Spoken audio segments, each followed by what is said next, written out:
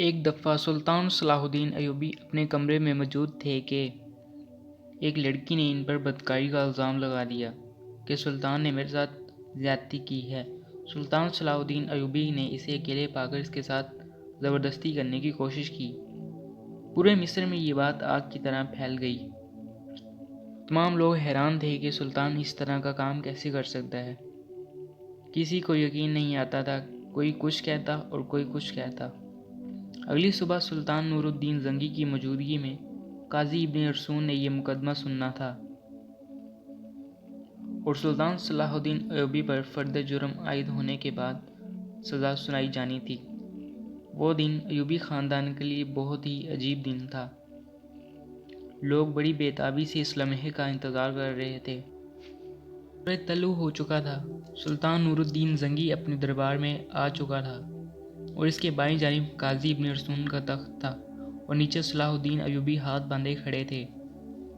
تھوڑی دیر کے بعد قاضی نے فرد جرم پڑھ کر سنایا اور فرد جرم پڑھنے کے بعد قاضی نے سلطان صلاح الدین ایوبی سے مخاطب ہوا اور کہا کہ تمہیں اپنے صفائی میں بولنے کا پورا حق ہے۔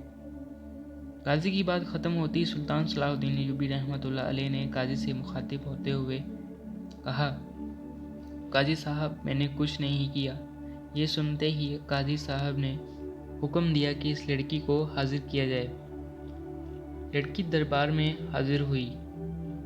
اس لڑکی نے کہا کہ میں اپنا بیان پہلے ہی دے چکی ہوں، مزید ایسی باتیں کر کے میں اپنی مزید عزت خوار نہیں کروا سکتی۔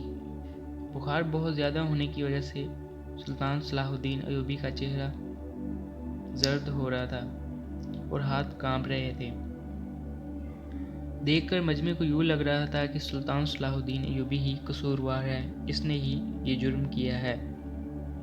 سلطان نور الدین زنگی نے اس لڑکی سے کہا کہ کیا تمہیں اپنے رب سے ڈر نہیں لگتا کہ تم ایک بے قصور انسان پر اتنا بڑا الزام لگا رہے ہو؟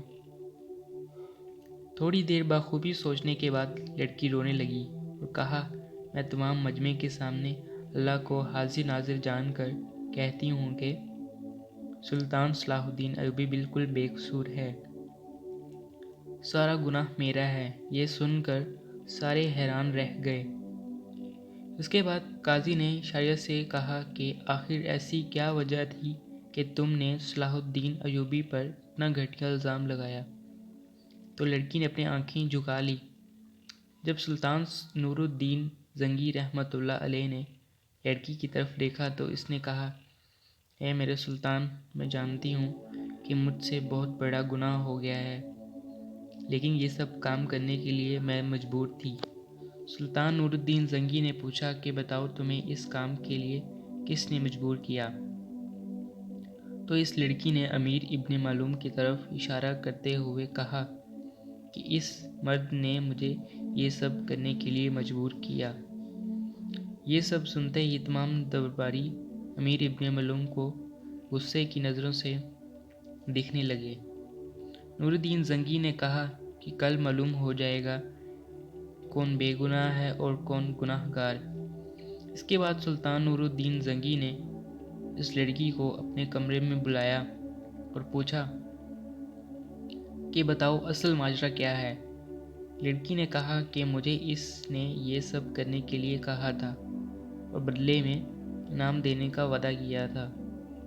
اگلے دن پورے مجمع کو ایک جگہ پر اکٹھا ہونے کی دعوت دی۔